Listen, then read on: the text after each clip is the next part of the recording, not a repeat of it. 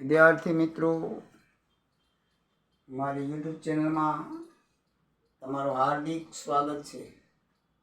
આજે આપણે ધોરણ 10ની અંદર ચેપ્ટર 3 દ્વિચલ સુરેખ સમીકરણ યુગ્મ, આની અંદર આપણે શરૂઆત કરીએ તો પહેલાં દ્વિચલ સુરેખ સમીકરણ યુગ્મ એટલે શું?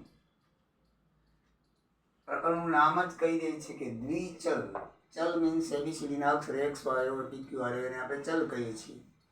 એટલે કે જે સમીકરણની અંદર ફક્ત બે ચલ હોય, દ્વિ એટલે બે જ ચલ હોય, વધારે હોય નહીં. દ્વિચલ જે સમીકરણમાં બે ને માત્ર બે ચલ, દ્વિચલ. અને સુરેખ સમીકરણ, સુરેખ સમીકરણ કોને કહેવાય મિત્રો? જે ચલની એક ઘાત હોય એને સુરેખ સમીકરણ કહેવાય. જે ચલની કેટલી ઘાત હોય? એક ઘાત. ને એક ઘાત લખવામાં આવતી નથી, એટલે એમ કહેવાય કે ઘાત વગરનું. ઘાત તો હોય પણ એક ઘાત હોય. જે સમીકરણની એક ઘાત હોય એને શું કહેવાય છે? સુરેખ સમીકરણ. એટલે એ જે સમીકરણ હશે ને એમાં ફક્ત બે ચલ હશે અને એક ઘાત સિવાય બીજી કોઈ ઘાત હશે નહીં. એટલે બે ને માત્ર બે જ ચલ હોય, દ્વિચલ હોય, અને તે સમીકરણના ચલની ઘાત કેવી હોય? એક જ હોય. એટલે કે સુરેખ સમીકરણ હોય. અને તેવા બે સમીકરણની જોડને યુગ્મ. હંમેશા દરેક દાખલામાં બે સમીકરણ આપેલા છે, એકે નહીં આપેલા ને ત્રણેય નહીં આપેલા. ત્રણેય નહીં આપેલા, જોડ આપેલી છે, પેર. બે જણા બે સમીકરણ આપેલી છે, પેર આપેલી હશે એટલે એને યુગ્મ કહેવામાં આવે છે. યુગ્મ એટલે કે જોડકું. યુગ્મ એટલે કે જોડકું. તો બે સમીકરણની જોડ યુગ્મને દ્વિચલ સમીકરણ યુગ્મ કહે છે.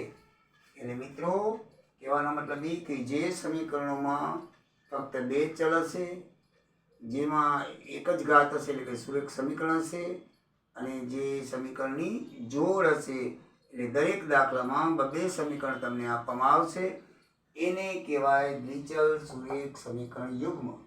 આપણે એવા સમીકરણના જોડની અભ્યાસ કરવાનો છે કે જે દ્વિચલ હોય અને સુરેખ હોય. તો મિત્રો એ દ્વિચલ સુરેખ સમીકરણના યુગ્મના ઉકેલ માટે ચાર રીતો છે. એક છે આલેખની રીત, જેમાં આલેખ દોરીને કરવાનું હોય છે. તો એસએસસી બોર્ડની અંદર આલેખ આપવામાં આવતા નથી, એટલે એને બેઝિકલી થિયરિકલ સુધી આપણે શીખશું. આલેખની રીત કરવાની નથી હોતી. બીજી રીત છે આદેશની ને લોપની રીત. મેઇન આ બે રીતો છે. બે રીતના દાખલા વધારે પૂછાય છે. અને આગળ જતાં પણ તમને લોપની રીત ઘણી કામ આવશે. આ આદેશ ને લોપની રીત, આ બંને રીતને બેઝિક રીત કહેવામાં આવે છે. શું કહેવામાં આવે છે? બેઝિક રીત. અને ચોથી હતી મિત્રો ગુણાકાર ક્રેમરની રીતે નવા અભ્યાસક્રમની અંદર કાઢી નાખી છે. બરાબર છે? આ રીત તમારા અત્યારે નથી. આમ કુલ ચાર રીતો છે, એટલે આ રીત અત્યારે નથી. ગુણાકાર ક્રેમરની રીત કાઢી નાખવામાં આવી છે. એટલે આ પરીક્ષામાં જેમાં આદેશ અને લોપની રીત ખૂબ અગત્યની છે, જે પરીક્ષામાં ખાસ પૂછાય છે. આ બે રીતના દાખલા આપણને આપેલા છે પરીક્ષામાં, પ્રકરણમાં પણ એ ખાસ પૂછાય છે. બાકીની રીતોનો નહીવત પૂછાય છે કે આલેખ રીત કે ગુણાકાર રીત પૂછાતી નથી. જે દ્વિચલ સમીકરણને પછી મૂળ બે રીતો છે આલેખની. આમાં મેં ચાર રીતો કરી, મૂળ અત્યારે બે રીત કહેવાય એમ તો, કે આલેખ અને બેઝિક રીત. બેઝિક રીતમાં બે નો સમાવેશ થાય, આદેશ અને લોપની રીતનો. એટલે બેઝિક એટલે આંકડાનો ઉપયોગ થાય. આમાં આલેખ છે ને આલેખનો ઉપયોગ કરવાનો. આમાં બેઝિક કીધું છે એટલે આંકડાઓનો ઉપયોગથી, બીજ અક્ષરના ઉપયોગથી. બરાબર છે? તો આલેખ અને બેઝિક રીત બે રીત છે, મૂળ રીત. તો બેઝિક રીતમાં પાછી બે, આદેશ અને લોપ રીતની અંદર. બરાબર છે મિત્રો? હવે આલેખ રીત આપણે પહેલી જોઈએ તો જે દ્વિચલ સમીકરણનો એક પણ આલેખ રીત આપણે જોઈ લઈએ તો એની આલેખ પાનાનો ઉપયોગ કરીને એનો ઉકેલ શોધવાનો હોય છે. તો આપણે એના પહેલાં એનો થોડોક અભ્યાસ કરી લઈએ. એ દ્વિચલ સમીકરણની અંદર ઉકેલ, બે સમીકરણ તમને આપેલા હોય કે જે દ્વિચલ સમીકરણનો એક પણ ઉકેલ ના હોય તેને દ્વિચલ સમીકરણ યુગ્મ સુસંગત નથી તેમ કહેવાય. તમને બે સમીકરણ આપેલા હોય, એમાં એનો જવાબ જ ના આવતો હોય, ઉકેલ જ ના હોય. બરાબર છે? કારણ કે અનંત સુધી ચાલ્યા કરતું ઉકેલ જ ના આવે. એનો એક્સ ને વાય બે ચલ ઉડી જાય, તમે ગણશો ને તો એક્સ ઉડી જશે ને વાય નીકળી જશે, એટલે એનો ઉકેલ જ નથી એમ. બરાબર છે? તો એ ઉકેલ ના હોય તો એ સમીકરણ એકબીજાને સુસંગત નથી એમ કહેવાય. તો દ્વિચલ સમીકરણ યુગ્મ એટલે બે સમીકરણનું જોડું સુસંગત નથી એમ કહેવાય. હા, બે સમીકરણ કેવા છે? એકબીજાને સુસંગત નથી, એટલે કે કપલ હોય ને, કપલ ઝઘડા કરે, એકબીજાને સહમત નથી, પછી કેવું થાય? છૂટાછેડા જેવું થઈ જાય. એવું આમાં પણ એમ જ છે. આ બેનો એક દક્ષિણમાં હાલે તો એક ઉત્તરમાં હાલે, એક પૂર્વમાં હાલે તો એક પશ્ચિમમાં હાલે, ઉકેલ જ ના આવે. તો જેવા ઉકેલ ન હોય એને શું કહેવાય? સુસંગત નથી. અને સંપીને રે, બરાબર છે. જે દ્વિકલ સમીકરણ ઉકેલ હોય તેને દ્વિચલ સમીકરણ યુગ્મ સુસંગત કહેવામાં આવે છે. જે સંપીને રે બે જણા, બરાબર છે, એમાં યુગ્મ શબ્દ લખ્યો છે, બબે સમીકરણ આપે છે, બેનો ઉકેલ મળી જાય, બરાબર છે, તો એને સુસંગત કહેવાય. અને બેનો ઉકેલ ના મળે તો એને સુસંગત નથી એમ કહેવાય. દાખલાની અંદર આવશે કે નીચેના સમીકરણો સુસંગત છે કે નહીં તે જણાવો. જો બંનેનો ઉકેલ મળી જતો હોય તો સુસંગત છે, અને બંનેનો ઉકેલ ના મળતો તો સુસંગત નથી એમ કહેવાય. સમજાય કે મિત્રો? પછી આગળ જોઈએ તો જે દ્વિચલ સમીકરણ યુગ્મ સમાન હોય તેનો ઉકેલ અનંત હોય છે, અને તેને અવલંબી સમીકરણ કહે છે. દાખલા તરીકે બે દ્વિચલ સમીકરણ તમને આપ્યા છે, આમાં એકમાં બે આપ્યા હોય એનો ઉકેલ ન હોય તો એ સુસંગત નથી એમ કહેવાય. ઉકેલ હોય તો સુસંગત છે એમ કહેવાય. અને માનો કે ભાઈ બે સમીકરણ એવા છે, સેમ ટુ સેમ છે, બરાબર છે, તો એવા સમીકરણોને શું કહેવાય છે? અવલંબી સમીકરણ કહેવાય છે. અને એનો ઉકેલ અનંત હોય છે. અનંત એટલે ઘણા બધા ઉકેલ હોય ને. કેટલા બધા હોય છે? ઘણા બધા ઉકેલ હોય છે, અને એને અવલંબી સમીકરણ કહેવામાં આવે છે. જે સમીકરણનો ઉકેલ ના મળે તે સુસંગત નથી એમ કહેવાય. જે સમીકરણ ઉપર ઉકેલ મળી જતો હોય એ સુસંગત એકબીજાને છે એમ કહેવાય. અને જે સમીકરણો એક સમાન હોય તો એના અનંત ઉકેલ છે, અને એને અવલંબી સમીકરણ કહેવામાં આવે છે. તો મિત્રો આપણે જોઈએ હવે આલેખ અને રેખા ઉપરથી દ્વિચલ સમીકરણ ઉપયોગ કેવો હોઈ શકે એ જાણીએ. આપણે આલેખનું ખાલી ચિત્ર જોવાથી દ્વિચલ સમીકરણ ઉકેલ કેવો હોઈ શકે એ આપણે જોઈએ. માનો કે એક આલેખ છે, એની અંદર બે રેખાઓ એકબીજાને છેદે છે. કારણ કે બે સમીકરણો એટલે બે રેખાઓ બને. એક સમીકરણ રેખા ને બીજી એના આપણે એક્સ ને વાય પ્રમાણે ચલની કિંમત લઈને આલેખ કરીએ તો બે સમીકરણ થાય. કારણ કે બે સમીકરણની બે રેખાઓ થાય. એ બંને જો એકબીજાને આમ છેદે, એક જ બિંદુએ કોઈ પણ જગ્યાએ છેદે આલેખમાં, બરાબર છે, અહીંયા છેદે કે અહીંયા છેદે, પણ છેદવી જોઈએ, તો એનો ઉકેલ અનન્ય છે, એકને માત્ર એક ઉકેલ છે એમ કહેવાય. આ પરિસ્થિતિમાં સમીકરણ યુગ્મનો એકને માત્ર એક જ એટલે કે અનન્ય ઉકેલ છે તેમ કહેવાય. જે સમીકરણો સુસંગત છે તેમ કહેવાય. ઉકેલ છે માટે સુસંગત છે. જે સમીકરણ ઉકેલ હોય એને શું કહેવાય? સુસંગત કહેવાય. તો છેદતી રેખાઓ એટલે કે એક ઉકેલ અને સુસંગત. છેદતી રેખાઓ એટલે શું કહેવાય? એક ઉકેલ અને સુસંગત છે એમ કહેવાય. માનો કે બે સમાંતર રેખાઓ ગાડીના પાટાની જેમ ત્યારે ભેગી જ ન થાય, તો આ સ્થિતિમાં સમીકરણ યુગ્મને કોઈ ઉકેલ નથી તેમ કહેવાય. કારણ કે બે ભેગી થાય તો જ ઉકેલ મળે, બરાબર છે. તો એક બે જગ્યાએ મળતી તો ઉકેલ, પણ આ તો ભેગી થાય જ નહીં, એટલે એને ઉકેલ નથી એમ કહેવાય. અને એકબીજાને સુસંગત નથી. જો બે સીધે સીધી આવી જાય પણ ભેગી થાય નહીં, બરાબર. તો આવી સ્થિતિ હોય એનો ઉકેલ હોતો નથી, અને એકબીજાને સુસંગત પણ નથી. તો જ્યારે એમ કે સમાંતર રેખાઓ, તો એનો સામે ઉકેલ નથી એમ લખાય, અને સુસંગત નથી એમ લખાય. સુસંગત રેખાઓનો ઉકેલ હોતો નથી, અને સુસંગત હોતા નથી બંને સમીકરણો. ત્રીજી પરિસ્થિતિ છે મિત્રો સંપાતી. સંપાતી એટલે બે સમીકરણ હંમેશા એવા જ હોય. આપણે આમ ઉપર જોઈ ગયા જે બે સમીકરણ સમાન હોય તેનો અનંત ઉકેલ છે ને અવલંબી છે. બે સમીકરણો આપે તો એવે ને એવા હોય, એ જ સંખ્યાની એક ચલ. તો પછી એક રેખા ઉપર બીજી રેખા આવે, કારણ કે સેમ માપ હોય એટલે એના ઉપર બીજી રેખા દોરવાની આવે, એટલે એક ઉપર બીજી રેખા આવે એટલે સંપાતી રેખા કહેવાય. સંપાતી એટલે કે એક રેખા ઉપર બીજી રેખાનું માપ આવે, એ બંને એક જ રેખા લાગે. આવી સ્થિતિ બંનેને યુગ્મ સમીકરણ ઉકેલ અનંત હોય છે, જે એકબીજાને અવલંબી અને સુસંગત છે એમ કહેવાય. આવી રીતે જો મેં તમને દેખાડ્યું કાળી ને બ્લુ, આમ તો અલગ અલગ દેખાય, પણ તમને દેખાડવા માટે થોડીક અલગ કરી, બાકી એક ઉપર બીજી આવી જાય. કારણ કે બંનેના માપ કેવા હોય? સરખા હોય. બંને સમીકરણ એવે ને એવા હોય, તો પછી સેમ માપ આવે, સેમ માપ આવે તો રેખા સેમ જ આવે, એક ઉપર બીજી કરવી પડે આપણે. એટલે એને કહેવાય છે સંપાતી રેખા. અને સંપાતી રેખાના અનંત ઉકેલ હોય છે, કારણ કે એક ઉપર બીજી આવે એટલે એના અનંત ઉકેલ હોય, અને એને સુસંગત રેખા કહેવાય છે. ઉકેલ છે એટલે સુસંગત કહેવામાં આવે. તો મિત્રો, 3 પ્રકારની આલેખની રેખા ઉપરથી આપણે 3 પ્રકારના જવાબ મળી શકે. છેદની રેખા હોય તો એમ કહેવાય કે નોને એટલે એકને માત્ર એક ઉકેલ છે, અને બંને સમીકરણ સુસંગત છે એમ કહેવાય.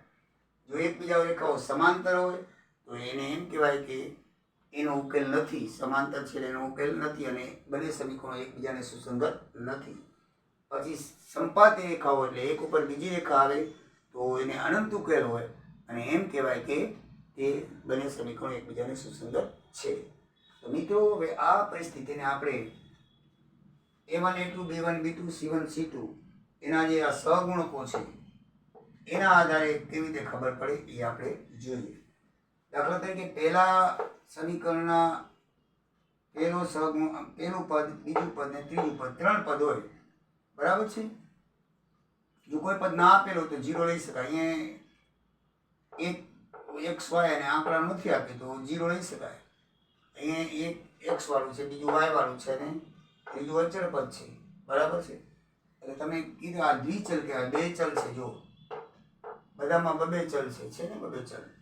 દરેક સમીકરણમાં 2 ચલ હશે, અને કોઈ પણ ઘાત નહીં હોય, એટલે એક ઘાત હોય પણ લખાતી નથી. એટલે આપણે એમ કહીએ કે ઘાત વગરનું કહે, પણ ઘાત વગરનું પણ એક ઘાત વાળા છે. જો બધા એક ઘાત વાળા સમીકરણ છે ને, એટલે એનું જે નામ છે દ્વિચલ સુરેખ સમીકરણ યુગ્મ.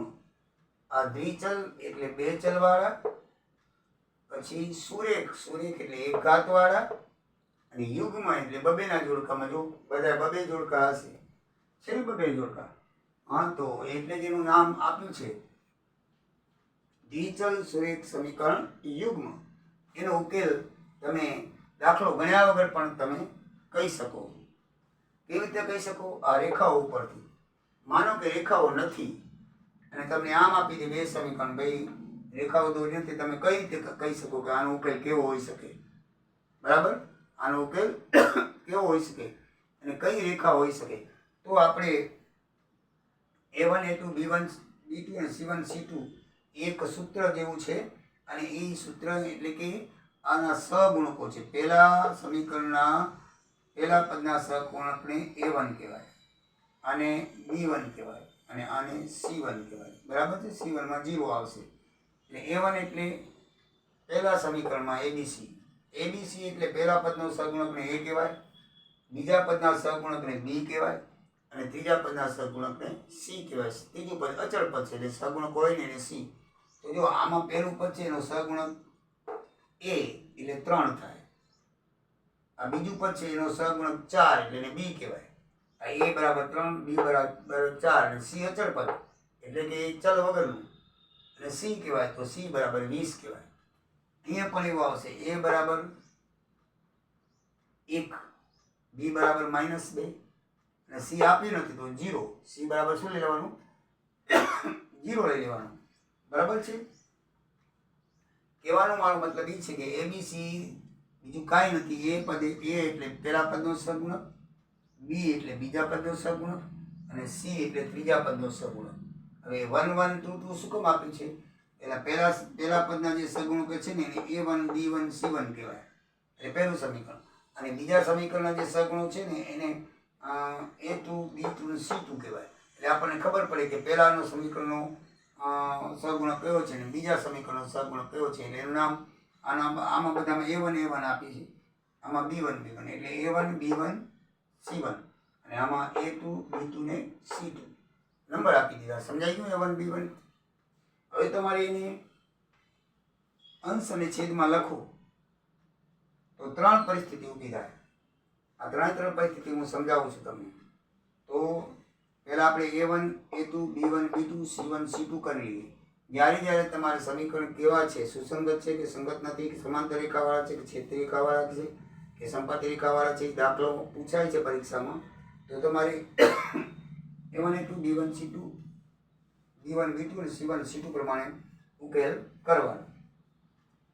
હવે A1 A2 એટલે કે પહેલા પદનો સહગુણક 1, અહીંયા પહેલા પદનો સહગુણક 3 એટલે a1 1 a2 3 પછી b1 એટલે પહેલા સમીકરણનો બીજો ઓછા 2 અને બીજા સમીકરણનો બીજો એટલે 4 એટલે b1 b2 ત્રીજા સમીકરણમાં પહેલા સમીકરણમાં ત્રીજો છે નહીં એટલે 0 અને આમાં c છે એટલે ઓછા 20 એટલે આપણે a1 a2 b1 b2 c1 c2 લખી લીધા. કહેવાનો મતલબ એ કે પહેલા સમીકરણનો સહગુણક નીચે બીજા અને બીજા સમીકરણનો સહગુણક નીચે બીજા સમીકરણનું બીજું પદ, અહીંયા બીજાનું બીજું પદ, આનું ત્રીજું પદ તો નીચે ત્રીજું પદ, પહેલા પદ નીચે પહેલાનું, બીજા રીતે બીજાનું, ત્રીજા રીતે ત્રીજાનું, એમ સહગુણક લખો ને પછી છેદ ઉડાડો. જો સરખા આવે તો અને સરખા ન પણ આવે, કઈ પરિસ્થિતિ આવે તે આપણે જોઈ લઈએ. આમાં છેદ ઉડાડી તો 1/2 આવશે, અહીંયા 1/2 છે ને આ 0 20 એટલે 0 થાય. બરાબર છે. પરિસ્થિતિ એ છે કે પહેલા તમારે બે સરખાવાના, ત્રીજાની જરૂર નથી. આ ત્રીજાની જરૂર નથી, આ તો મેં લખ્યું છે પણ આની જરૂર નથી. તમારે હંમેશા પહેલા a1 a2 b1 b2 ને સરખાવાના. આમ આની જરૂર નથી. a1 a2 b1 b2 સરખાવી લો. એ જો બે સરખા આવે તો જ ત્રીજાને કરવાનું, નકે નહીં કરવાનું. અહીંયા જોઈ લો a1 a2 b1 b2 સરખા નથી તો આગળ જવાની જરૂર નથી. તો એમાં a1 a2 b1 b2 not equal આવે તો સમજી લેવાનું કે છેદતી રેખા છે અને એક ઉકેલ છે. આપણે દાખલો ગણીને તો એક ઉકેલ આવે. બરાબર છે. એને યાદ કેમ રાખ્યા? a1 a2 b1 b2 not equal હોવું જોઈએ. શું હોવું જોઈએ? Not equal. તો છેદતી રેખાઓ છે એમ કહેવાય. આ જો અહીંયા તમે છેદ ઉડાડો બે ઇક્વલ નથી એટલે પહેલા જ બે ની સરખામણી કરવાની. નોટ ઇક્વલ આવ્યું પહેલા બે તો ત્રીજાનું કરવાનું નહીં. આ બે ઇક્વલ આવે તો ત્રીજાનું કરવાનું. તો ત્રીજું જોવું પડે ભાઈ ઇક્વલ છે કે નોટ ઇક્વલ. પણ પહેલામાં જ નોટ ઇક્વલ આવી જાય તો આગળ વધવાનું નથી. ઇક્વલ આવે તો આગળ વધવાનું. નોટ ઇક્વલ આવી ગયું એટલે સમજી લેવાનું કે એ છેદતી રેખાઓ છે. બીજાનું જોઈએ આપણે. બીજામાં આનો સહગુણક 1 આનો સહગુણક 2 એટલે a1 a2 થઈ ગયું. આમાં b1 2 અને b2 4. અહીંયા c1 એટલે ઓછા 4, અહીંયા c2 એટલે ઓછા 12 લીધું. હવે આપણે છેદ ઉડાડી દઈએ 1/2 આ 1/2 ને આને 1/3 આવશે. હવે જો અહીંયા બે સરખા આવ્યા ને તો આપણે ત્રીજો લીધો. બે સરખા આવે ને તો ત્રીજો આગળ લેવો પડે. અહીંયા બે સરખા આવી ગયા તો ત્રીજો લીધો તો ત્રીજો નોટ ઇક્વલ આવ્યો. ત્રીજો કેવો આવ્યો? જો આ 1/2 ને 1/3 સરખા છે. કહેવાનો મતલબ એ કે a1 ને a2 ને b1 b2 સરખા છે પણ c1 c2 સરખા નથી. એટલે બે જો બરાબર હોય અને એક બરાબર ન હોય તો હંમેશા સમાંતર રેખાઓ કહેવાય. અને એનો ઉકેલ જ નથી. એનો ઉકેલ નથી, સુસંગત નથી. a1 a2 b1 b2 not equal c1 c2 હોય એટલે સમાંતર રેખા જોવાય. સમજાઈ ગયું? પહેલા બે સરખા હોય અને ત્રીજો સરખો ના હોય તો એ હંમેશા સમાંતર રેખા કહેવાય. જોઈએ ત્રીજું. ત્રીજામાં મિત્રો બે સમીકરણ એક જ હોય છે. તમને એમ લાગે છે આંકડા તો અલગ છે, આંકડા અલગ છે પણ ઓમ છે બે એક જ. આને તમે બે વડે ગુણી નાખો તો 2 × 4 2 × 6 2 × 9 18 ઈ જ આવશે. આમાં તમે બે વડે કોમન લઈ લો, આમાં બે કોમન લઈ લો તો 2x + 3y ઓછા 9 આવશે. બે સામાન્ય લઈ લો, કાઢી નાખો. બગડો સામાન્ય આ બાજુ લઈ લો એટલે 0 છે, 0 વડે ગુણી નાખો તો બે સમીકરણ સમાન થઈ જશે. આંકડા અલગ છે પણ બેની કિંમત સરખી જ છે. બરાબર છે. આ બે સમીકરણો સમાન જ છે. આને બે વડે કોમન લઈને આ બાજુ લઈ આવો એટલે 0 વડે ગુણે બે નીકળી જાય ને આવું સમીકરણ આવું જ બની જશે. બરાબર છે. એટલે બે સમાન સમીકરણ છે. સમાન હોય તો પછી બધું સમાન જ આવે. જો a1 a2 b1 b2 c1 c2 માં આંકડો મૂકો. આ 2 આ 4 2/4 આ 3 અહીંયા 6 3/6 આ ઓછા 9 18 9 ઓછા 18 ઉડાડી નાખો. 1/2 3 6 2 4 9 18 ઓછા ભાગે ઓછા એટલે વત્તા 1/2 1/2 1/2. એટલે કહેવાનો મતલબ શું કે a1 a2 બરાબર b1 b2 બરાબર c1 c2 ત્રણેય બરાબર થાય તો સંપાતી રેખા હોય. ત્રણેય બરાબર થાય તો કેવી હોય? સંપાતી રેખા હોય. મિત્રો ફરીથી કહી દઉં કે પહેલા બે બરાબર ન હોય તો છેદતી રેખા, પહેલા બે બરાબર હોય અને ત્રીજું બરાબર ન હોય તો સમાંતર રેખા, અને ત્રણેય બરાબર હોય તો સંપાતી રેખા હોય. સમજાઈ ગયું મિત્રો? એકદમ ઇઝી ને સરળ છે કે A1 A2 not equal B1 B2 તો છેદતી રેખા કહેવાય. A1 A2 equal to B1 B2 not equal C1 C2 તો સમાંતર રેખા કહેવાય. અને ત્રણેય ઇક્વલ હોય તો સંપાતી રેખા કહેવાય. તો મિત્રો આવા દાખલા થિયરિકલમાં કે ખાલી જગ્યામાં પૂછાય છે એટલે તમને આ થિયરિકલ કરાવ્યું. હવે આપણે સ્વાધ્યાયના દાખલા નેક્સ્ટ વિડીયોમાં કરશું. જય સિયારામ, જય દ્વારિકાધીશ.